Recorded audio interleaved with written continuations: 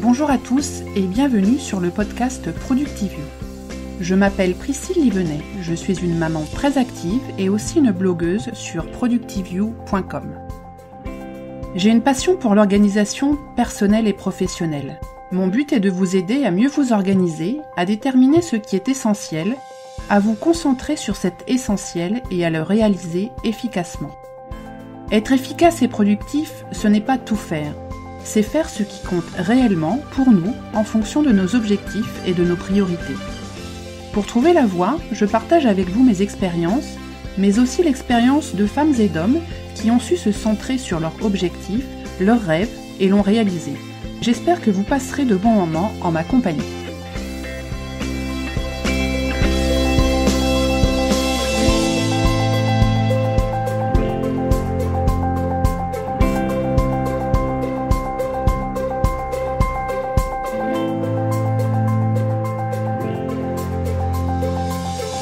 Bonjour à tous et bienvenue dans cet épisode dédié au multitasking. C'est la deuxième partie de notre série sur la productivité et l'efficacité au bureau. Et donc aujourd'hui, on va parler du multitâche. Le multitasking est très souvent considéré comme étant une vertu. Et on va voir dans ce podcast que c'est en fait une erreur d'appréciation. Dans la vie professionnelle, on le pratique à longueur de journée, parfois même sans s'en rendre compte. On commence à écrire un mail et hop, on va se chercher un café ou un verre d'eau. On est en train de lire un contrat et puis on clique sur la notification d'un nouvel email. Ça nous prend que quelques minutes et après, on reprend le contrat. À longueur de journée, on fragmente notre attention et on saute d'une tâche à l'autre. Internet et les réseaux sociaux sont aussi une source importante de perturbation. Un petit coup d'œil à Twitter entre deux mails, un petit check de Facebook pendant une conversation téléphonique, 3 likes sur Instagram pendant une Webex, et ainsi de suite. Mis bout à bout, ce sont de précieuses minutes, voire des heures que nous perdons chaque jour, heures totalement improductives qui ne nous rapprochent pas de la réalisation de nos objectifs à long terme et encore moins de l'achèvement de notre to-do list du jour. Et dans la vie privée, c'est exactement la même chose. On surfe sur Internet en regardant la télé, par exemple. Vous trouverez dans les notes de ce podcast une étude de LSA Conso qui décrypte un peu le comportement des Français sur ce sujet et on apprend par exemple que 77% des Français regardent plusieurs médias en même temps.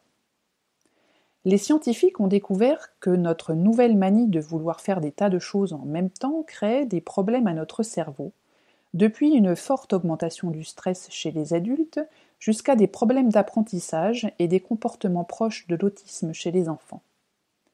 Les moyens techniques d'étude du cerveau ont montré que notre cerveau, loin d'être un habile jongleur entre plusieurs tâches, est plutôt à la peine.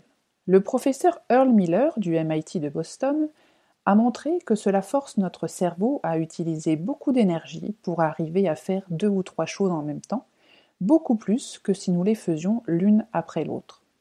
En fait, quand on essaye de se concentrer sur 2 tâches différentes en même temps, cela provoque une surcharge dans les capacités de notre cerveau. C'est particulièrement vrai lorsque nous tentons de faire 2 tâches similaires en même temps, comme écrire un mail et parler au téléphone. On en a tous fait l'expérience. À un moment où il y a un blanc dans la conversation parce qu'on a décroché, ou alors on se perd dans la rédaction de notre email, signe que notre cerveau bug à un moment. Un psychiatre anglais, Glenn Whitson, a montré qu'en multitaskant, on perdait jusqu'à 10 points de quotient intellectuel, ce qui correspond à la perte due à une nuit blanche. Alors si vous multitaskez après une nuit blanche, le résultat ne sera vraiment pas terrible. D'autres études ont montré que le fait de sauter en permanence d'une activité à une autre tout au long de la journée et aussi pendant les soirées fatigue terriblement les cerveaux et conduit ainsi à affaiblir notre capacité de décision et la qualité de nos décisions. Vous trouverez dans l'article lié au podcast toutes les ressources et références que je cite, que vous puissiez ainsi lire l'intégralité des articles extrêmement intéressants que j'ai pu compulser pour faire ce podcast. Et le pire, c'est que beaucoup de gens sont persuadés d'être très forts à ce petit jeu. Comme quoi le cerveau est aussi très fort pour nous faire croire des tas de choses, mais ça, on en a déjà parlé. Une autre étude, auprès d'étudiants américains, a révélé que ceux-ci étaient 40% plus lents à résoudre des problèmes mathématiques complexes s'ils faisaient plusieurs tâches en même temps. La même étude a montré que le multitasking augmentait aussi la libération d'hormones du stress et d'adrénaline. Cela nous met aussi dans un cercle vicieux où on a le sentiment de travailler beaucoup et très dur en faisant plusieurs choses en même temps, mais où il faut plus de temps pour parvenir à atteindre nos objectifs ou à terminer notre to-do, et par conséquent, on se sent stressé, harcelé et contraint à multitasker encore plus. Cette attitude nous empêche en plus de retenir des informations essentielles parce que notre cerveau ne peut pas enregistrer des choses importantes provenant de différentes sources en même temps. Enfin, une autre étude de l'Université de Californie explique que lorsque les personnes sautent fréquemment d'une tâche à l'autre, elles travaillent certes plus vite, mais produisent moins. Et contrairement au mythe, les femmes ne sont pas plus multitâches que les hommes. Il n'y a aucune différence dans les mauvaises performances liées aux multitâches entre les hommes et les femmes.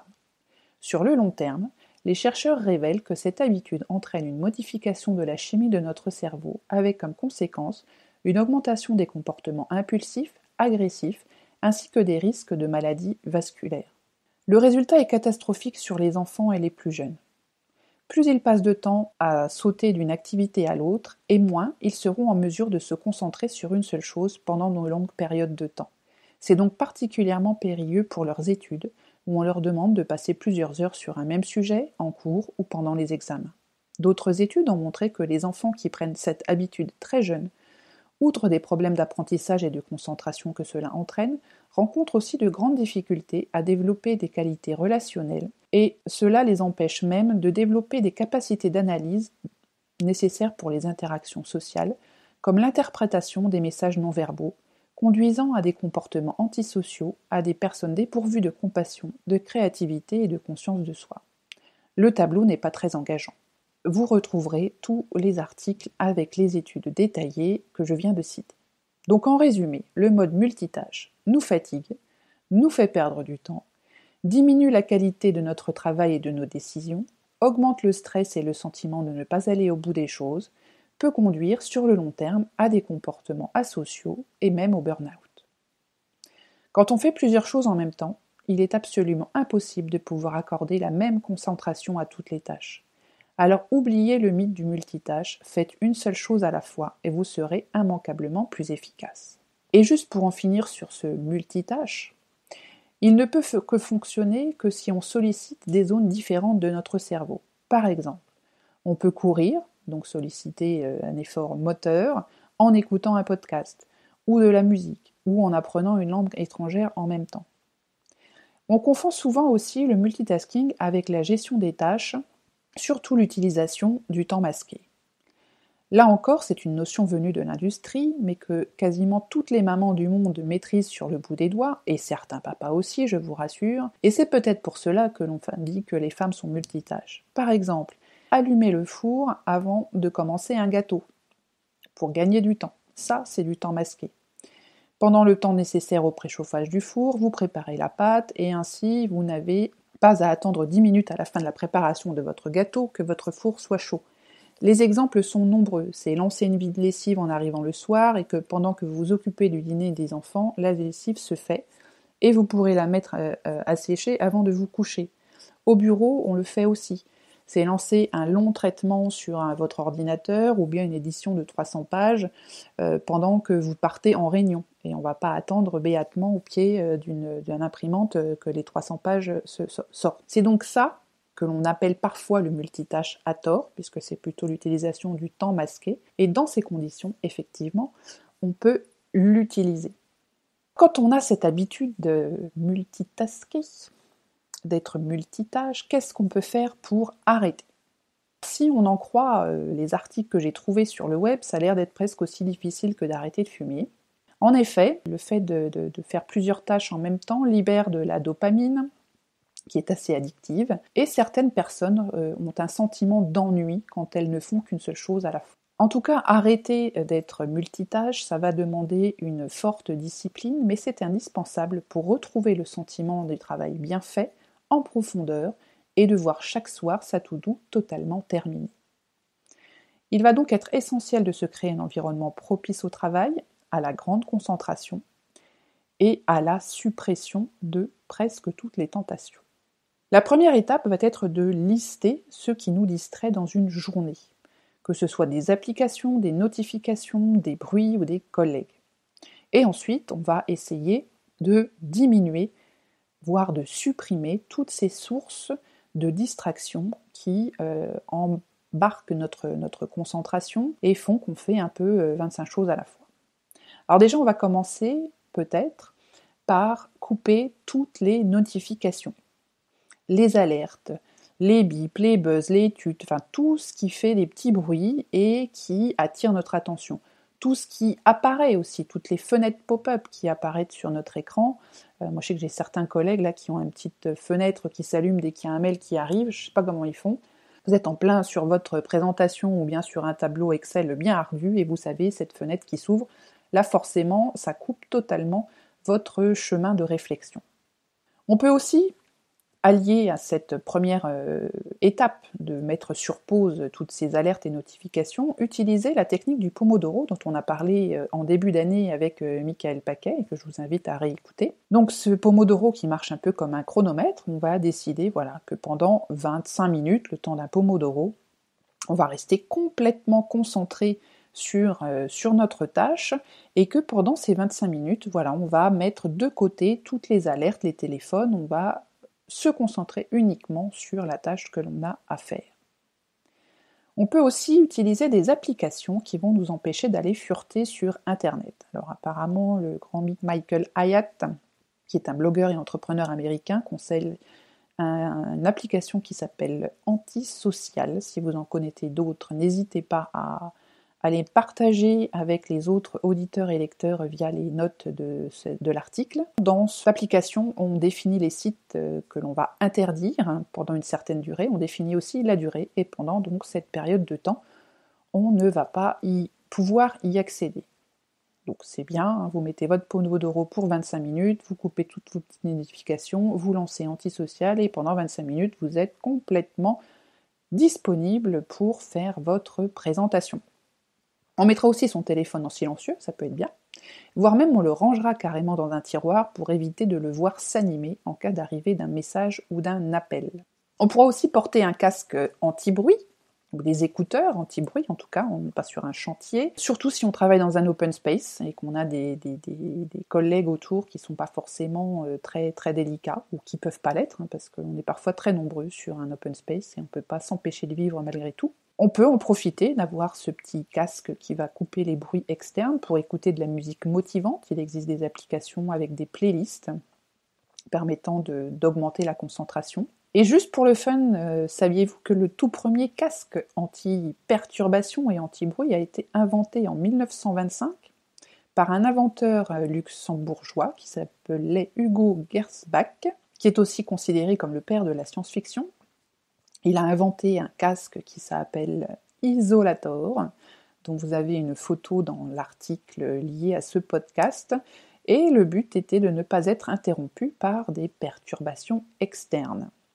Alors pour ceux qui ont vu la photo, on a plutôt l'impression qu'il est en scaphandre pour aller au bureau, c'est pas très sexy, mais probablement que c'était efficace, et même avant les réseaux sociaux et Internet, il semble que nos ancêtres, eux aussi, avaient du mal à rester concentrés sur une tâche et à ne pas faire plusieurs choses en même temps. Cet inventeur a aussi écrit que nous sommes notre propre perturbateur dans 50% des cas. Donc on ne va pas blâmer que ce qu'il y a à l'extérieur, nous sommes responsables aussi. Concernant vos collègues indélicats, on ne peut pas toujours les bâillonner et les accrocher en haut d'un arbre, pourquoi ne pas avoir une petite conversation avec eux et leur expliquer posément votre problème, ou le leur en tout cas, et puis leur demander peut-être de s'éloigner s'ils sont une voix qui porte énormément quand ils sont au téléphone par exemple, ou si quelqu'un vient les voir, pourquoi ne pas aller dans une allée ou dans une petite salle de réunion plutôt que de perturber tout l'open space. Enfin, il ne faut pas être trop ambitieux pour commencer. Passer de plusieurs années de multitasking à de longues journées de totale concentration, ça ne va pas se faire en une seule journée.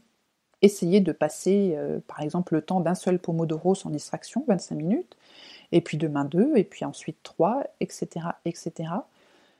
La technique du Pomodoro que je recommande souvent parce que je l'utilise beaucoup et que j'y trouve une très grande efficacité, vous donne des petites pauses toutes les 5 minutes entre un petit Pomodoro de 25 minutes, et puis tous les 4 Pomodoro, on fait une grande pause de 20 minutes, et là on peut se ruer sur ses mails, son Facebook, son Instagram ou son Twitter avec bonheur.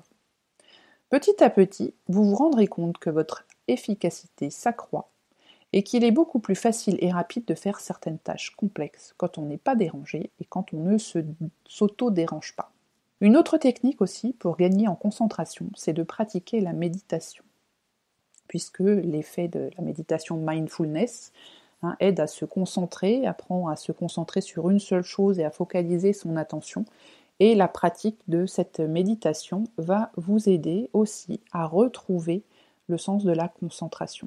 Vous pourrez retrouver un podcast sur la méditation mindfulness que j'ai dû faire il y a à peu près 1 an. Je vous mets bien évidemment les liens dans les notes de ce podcast. Et comme pour toute nouvelle habitude, on fait un pas à la fois, et même un micro-pas s'il le faut. Vous avez tenu 20 minutes aujourd'hui, c'est mieux qu'hier, et vous ferez mieux demain. Bon courage à vous, et dites rapidement adieu au multitasking. Je vous souhaite à tous une excellente semaine. N'hésitez pas à partager ce podcast s'il vous a plu sur les réseaux sociaux, avec vos collègues aussi qui peuvent certainement être intéressés à acquérir plus de concentration. N'hésitez pas aussi à mettre une note et une revue sur iTunes, puisque c'est la seule façon de faire connaître ce podcast autour de nous. Voilà, ça se termine pour aujourd'hui. Je vous souhaite à tous une excellente semaine et on se retrouve très vite pour la suite de notre série sur l'efficacité au bureau. Bye bye!